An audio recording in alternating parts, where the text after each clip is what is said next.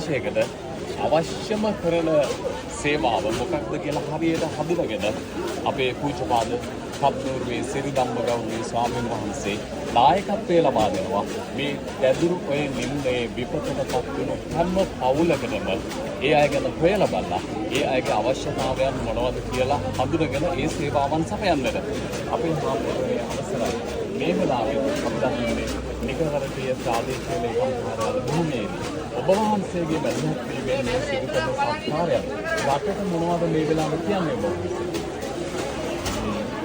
අනු රටක් ගම් වතුර එයි කියලා හිතුවට මෙහෙම වෙයි කියලා හිතුවේ ජීවිත හානි එමටයි දේපල හානි එමටයි ලෝකයක් එකතු වෙලා ඉන්නවා ලංකාවට උදව් කරන්න මිනිස්සු ගාවට එනකොට මිනිස්සුන්ගේ සිද්ධ ප්‍රශ්න අපි අහලා අපි කරන්නේ දානපතීන්ට කියන්නේ එහෙම කියනකොට තමයි අපේ පානදුර සුපර් ෆැෂන් සෙන්ටර් අධිපතිතුමා මේ උතුම් සත්කාරයට මුල්ුනේ ප්‍රමුඛත්වය ගන්න. දෙන්න තියෙන අනිවිඩය තමයි වැදගත්ම කාරණය. ලෝකෙම ඉන්න දානපතිවරු එක්කහුව වෙන්න. හැමදාම කන්න දෙන්න කියනවා නෙමෙයි මිනිස්සුන්ට. වැටිච්ච තැනින් ගොඩ එන්න අපේ රටේ අපේ ව්‍යසනයට ගොදුරු වුණ සියලුම දෙනාට උදව් කරන්න.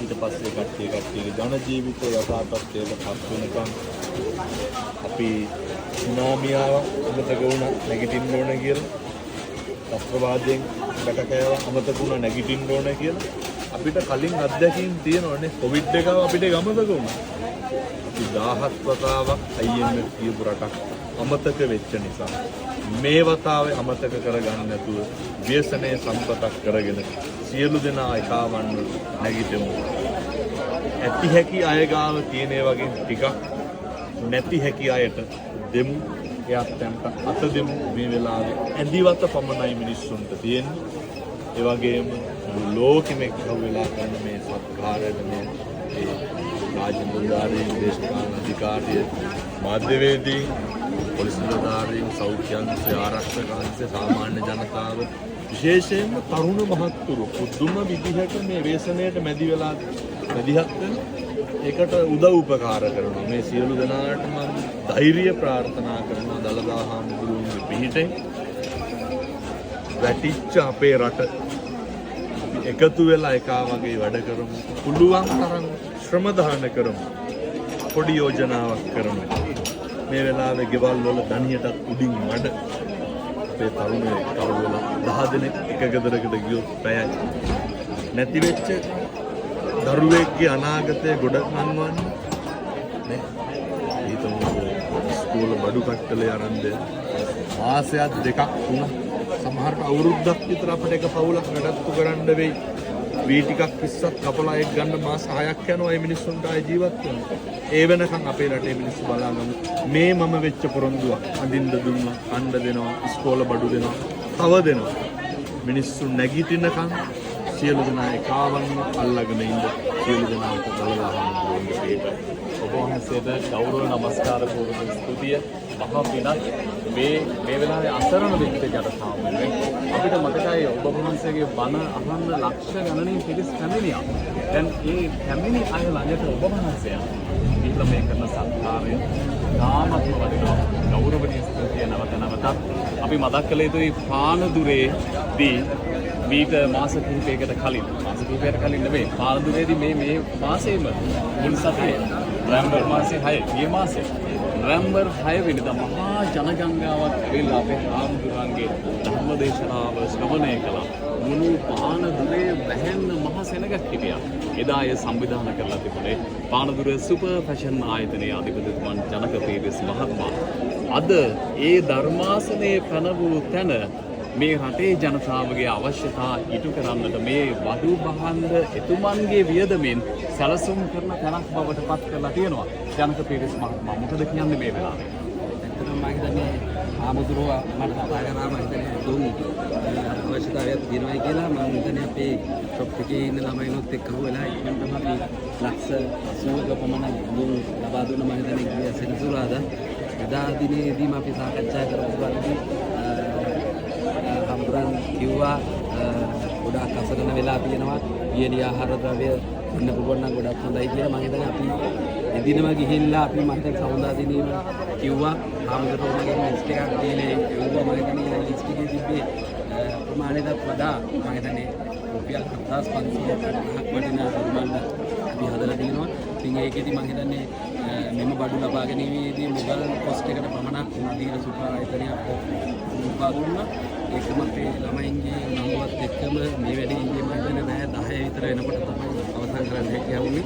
අද පාන්දර 5ට පිටත් වෙලා මෙතෙන්ට එන්න මේ විතර වුණා පන්සලට එන්න. ඉතින් ගොඩාක් සන්තෝෂයි ආමුදුත් එක්ක එකතු වෙලා මේ වැඩේ කරන්න ලැබුණේ කියලා. ජනක පීරිස් මහත්මයා එදා ධර්මාසනය තනවූ තැන ඉදිරියේදී රටේ ජනතාවගේ අවශ්‍යතා ඉටු කරන තැනක් බවට පත් කරන්න සැලසුමක් තියෙනව නේද? ඒක මම ආරාධනා කරනවා අද දිනේදී මම හිතන්නේ චයිනා යනවා දෙසැම්බර් 16 තමයි පැමිණෙන්නේ. ඉන්න අතරතුර දවසක එම ස්ථානයේදම පැමිණිලා ආමුදුරෝ කිව්වා වගේ අපි පාසල් උපකරණ කට්ටල 5000ක් ලබා දෙන්න සැලසුම් කළා තිබෙනවා. ඉතින් ඒකෙදි නදීර සුපා ආයතනයේ අධිපතිතුමා ලක්ෂ 15කුත් මම තවත් ලක්ෂ 50කුත් ලබා දෙනවා කියලා පොරොන්දු වෙනවා. ඒට අමතරව ಭಾರತයේ ඉන්න ගොඩාක් ජනතාව මේකට උදව් වෙනවා කියලා දැනටමත් කියලා තියෙනවා. ඒ වැඩේ අනිවාර්යයෙන්ම පානදුරේ කළා තියෙනවා. ඒ වචන ටික එහෙමයි අපේ හාමුදුරුවනේ. ඒ ආරාධනාවන බාරගත්ත අපේ හාමුදුරුවෝ එදා බණ අහන්න ආපු අයට අපි තාම ගෞරවයෙන් ආරාධනා කරනවා. පානදුර සුපර් ෆැෂන් එකට මේ කියන දිනේ අපි ඉදිරියේදී හරියටම දිනේ කියන්නම්. එදාට ඇවිල්ලා රට වෙනුවෙන් අපි හැමෝම එකතු වෙමු කියලා. නදීර සුපර් ආයතනයේ අධිපතිතුමා පොඩ්ඩක් ඉන්න ඔබතුමාත්. මොකද මෙතුමා සතයක්වත් ලාභයක් තියාගන්නේ නැතුව ඒ භාණ්ඩවල මිල විතරයිනේ ලබා ගත්තේ ජනක මහත්මයා. මොකද කියන්නේ මේ වෙලාවේ? අපේ මේ වෙලාවේදී මෙතන කරදරයක් වගේ ලතිජ අපිට ලාභයක් ලබන්න ඕනේ නැහැ බාණ්ඩවල. ඒක මම දැනගන්න මාත්මා ගෝවා මේ පෝෂක බෞද්ධ දෙන්න වැඩි පොරොන්දුලේ මම දැකලා මෙතුමාගේ සත්‍ය පාණදුරේ දැන් ලක්ෂ 100ක් වඩා මම හිතන්නේ ඊටත් වැඩි ලක්ෂ 200ක් විතර. මම තව ඉස්සරහට තව ලොකු දෙයක් කරන්න ඉදනවා. ගන්න ඉන්නේ මම ජනක මාත්මා කතා මෙතුමා ගණන් දෙන්නම් කොහොමද මට කියවි ලක්ෂ 15 දෙන්නම් කියලා. අපේ පාණදුරේ ව්‍යාපාරිකයෝ ඉන්නවා. ඒක වෙරලා මම දැන් මේ පියසනෙත් එක්ක උත්පත් සියල්ලම නැතිලාන තියෙන්නේ මේ වතුරට වගේ නැතිලා මට හිතෙනවා ළමයි 5000ට පාසල් උපකරණ පානදුරෙන් ඉවර වෙයි කියලා. එහෙමයි. අයි කොහෙටවත් යන්න ඕනේ නැහැ. ඒ ළමයි 5000කට පාසල් උපකරණ දෙන කටයුත්ත කියන්න සුබයි මේකත් නිකවටමයි කියන්නේ. ඒක පානදුරෙන් ඉවර වෙයි. ආයෙ කොහෙන්වත් එකතු කරන්න වෙන්නේ නැහැ. මේ කියන වචන වලින් මට තේරෙන්නේ එච්චරයි. ආමුදුරෝ මම හිතන්නේ බාලවලකින් කිව්වා ඉදිරියේදී අපි පොත්පත් අරන් දෙන්න ඕනේ කියලා. ඒක අපි හිතුවේ නෑ මේ වැඩි දෙයක් වෙයි කියලා රටට. ඒක ඉදිරියේ ඒ ටික මම ඉක්මනින් කරන්න ඕන අපිට ඒක. බොහොම සතුටුයි. අපි ළඟ තියෙන දෙයක් හාල්ලුණ්ඩුවක් හරි විශ්වාසවන්ත කෙනෙකුට දුන්නහම මේ අහිංසකයන්ගේ අතට මේක ලැබෙනවා කියලා විශ්වාසයි. ඒ නිසායි රත්නෝරේ සිට ධම්මා අපේ හාමුදුරුවෝ පිළිබඳව තියෙන විශ්වාසයට මේ තරම් බොහෝ පිරිසක් දානපතින් ඒ වගේම පුළුවන් ආකාරයෙන් දෙන්න පුළුවන් අය මේ අහිංසකයන් වෙනුවෙන් ලබා දෙන්නට මේවා සැලසුම් කළේ ඒවා පරිත්‍යාග කළේ.